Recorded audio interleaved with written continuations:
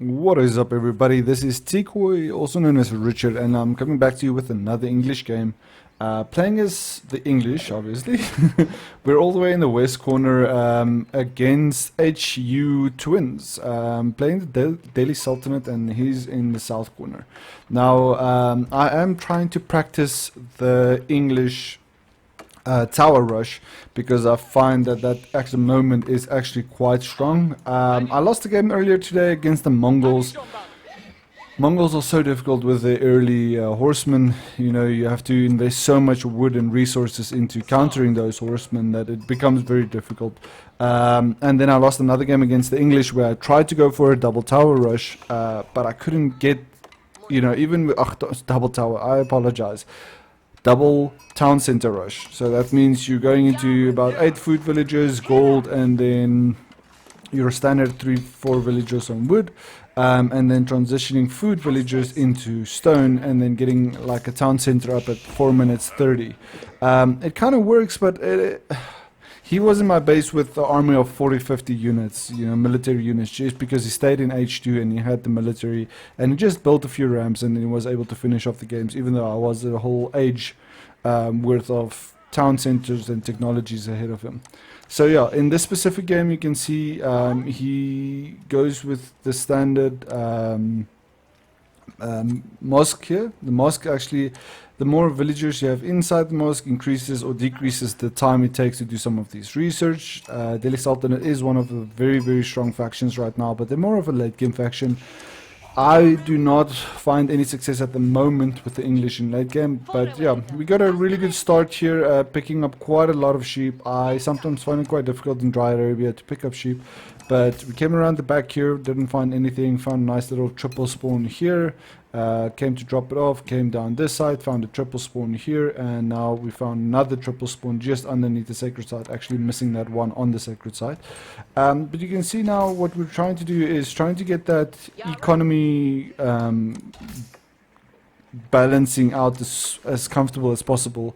You see I only have one villager on the wood line, and I'll show you how effective this is when you're playing like this. So 200 gold, immediately taking those 2 gold villagers, building the council hall, 2 food villagers going onto the council hall, so you have 4 villagers on the council hall.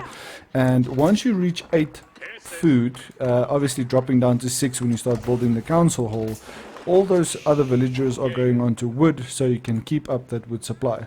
Now you can see with the Sultanate here, with their mill, they get these scholar research, which allows these berry bushes to not be worth 250 but 500 food. So if they have a berry spawn right here, we can actually quickly just do a scan. No other berries, well, comfortable berry spawn. There's another one down here, but I mean it's still not really protected. If you look at the little town center ring, that's quite a bit out of that ring, so not very easily defendable in that type of scenario. But once this council hall is done, we want to get to about 200 wood by the time this is done, or 250. But you can see those villagers and the amount of villagers on wood starting to increase. And by the time this is done, you should sit about on 6 and 6. Transfer 2 of these villagers back to food, and these villagers you can send back to gold. But if you're going for a more aggressive team like the French or so forth, there's still a build tactic that I want to try, which you send 2 early men-at-arms to the gold, which seems to be quite nice with the English as well, but I haven't tried that yet. It still boggles my mind a bit. So, but yeah, this tower rush strategy, I've had a lot of success with it. If I try anything else, I am falling behind as the English. I struggle to go into the farm booming or getting any comfortable defense going as the English. Not something I'm very good at. I'm still practicing and learning. But yeah, you can see now we're sitting on 8 and 7. That villagers, I actually had to speed build a house here because I ran out of population cap, and I didn't want to not have my archers come out. So what happened here is our archers is running down. We're trying to rally all the way down here. You can see his scout is behind me here somewhere. But we're rallying all the way to the front here because I want to start isolating the food. Firstly, that's my first priority. For the Delhi Sultanate, second priority is isolating the gold and then isolating the wood as close as possible. Very, very safe wood spawn that he has here. On my side, I would say it's less so because it's on the front. His is right next to his town center right here at the back. So very safe wood spawn here. You can see we almost pick off the scout. I was trying to pick off this 5-6 sheep that he has here. Got away with bare minimum health, but eventually we'll start pushing pressure. So he saw the archers. Now he has to respond.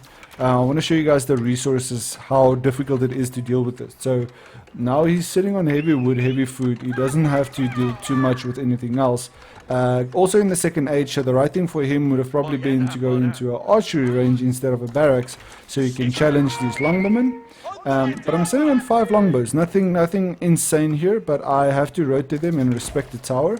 So I send them down, and you can see those archers trickling in again. Again, reaching population cap here, having to build another house. I just dropped down 2, so I don't have to struggle with that. So my town center, I'm on control 2, control 7 for the council hall, and usually my scout, which is around this area. There's my scout, he's control 1. So this is what it looks like from my perspective. So he rigged up another tower right here. He has a second tower here, going for 2 stables, which is the right call. But you must make sure your numbers actually can sit on those. You can increase the amount of horsemen that you have, so you can actually counter. So what happens here? I'm forcing him to micro and focus on me here at the bottom. I have these 4 archers just picking away at these villagers here, and he doesn't respond. I think he's focusing so much on the stable and getting that out and getting his extra towers out, focusing on where these archers are, because he's scared of these archers. We actually lose one there. So he has 300 wood now invested, but he did not garrison. So this tower means nothing without the garrison or even with arrow slits. So I've picked off 4, 1, 2, 3, 4. There was 2 here.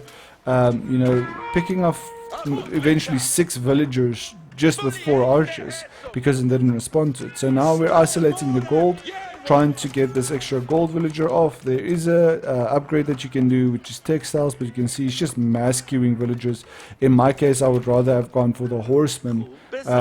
You know, just mass queue these horsemen. So even if you send 2 or 3 horsemen, which would be able to go and harass, you know, these archers and just isolate or give himself the freedom to deal with this, would have been a much better play for him, right? So now we have a mass again, sending those archers forward again, trying to get another villager, we just got another villager there. And as soon as he looks to this side, I move forward with these archers. So now we're sitting on the scout, so we could try and get rid of the scout, get rid of his vision. Obviously he has the outpost, so it won't make such a big difference. But these longbowmen are picking off these villagers now, and as soon as he looks away or responds to this, you know, we move forward with these archers. So now those food villagers are isolated, and you can see he's sitting on 5 food. He did not train enough horsemen, so he can't really do anything there.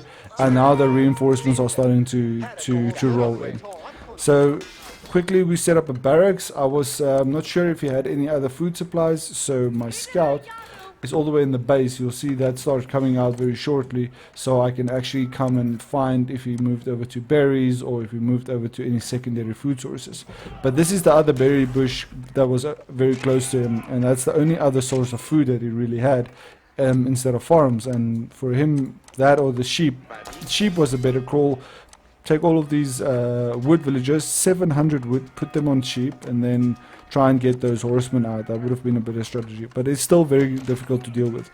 So I go for a very forward blacksmith and barracks. I do see the horsemen and the double stable from my side when I was doing the roaming. But we know right now we have quite a high number of archers or longbows that can deal with this. So I'm just sending forward some spearmen, so if he retaliates with any horsemen, I can deal with it. Blacksmith Blacksmith at this point is null and void. It doesn't mean anything because you don't have any arrow slits or anything like that. I would have moved over to the stone cropping, you know, sent all these wood villagers onto sheep, and then started amassing our army of horsemen. That would have dealt with this much more effective.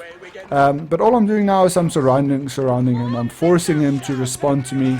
You can see the 3 towers here covering, you know, basically his entire base all the way down to here, and then another tower going up.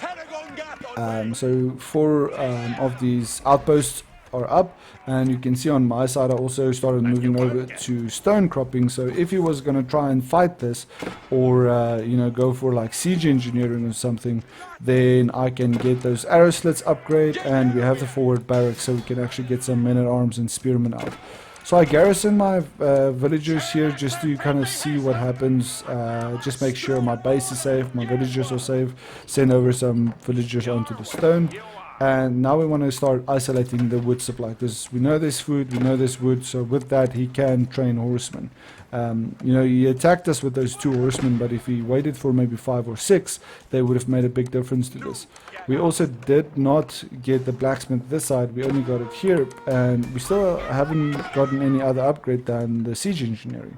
So now the longbows are here, and immediately the ram comes out and he taps out. But yeah, very straightforward game. I think it's a very comfortable game to show you guys how strong the English are early game. I personally love playing the Holy Roman Empire. Big time favorite of the Holy Roman Empire, and I struggle playing against the English as the Holy Roman, because the resources you're investing to get rid of the longbowmen is quite difficult. You have to invest in such a high you know, wood supply and so forth. You know, if I can choose, I'd rather play the Holy Roman Empire or the French.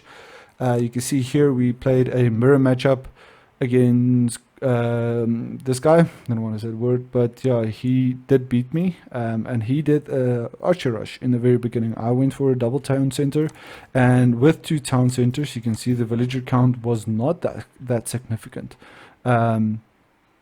And he was just very good at macroing his villagers, and then eventually he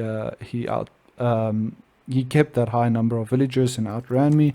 This game we played against the Mongols, and they rushed me very early with horsemen, and then I transitioned into a high mass of archers, and he had, let's say, 8 or 9 horsemen, right? And I had about 40 longbowmen, and he still managed to clean me up with about 10 archers and 8 horsemen. He managed to clean up that army. So it is possible to counter this, but you know, it is a bit of a resource investment and a timing push that you need to win against the English. But thank you very much for watching, guys. Hope you guys have a nice day, and see you guys in the next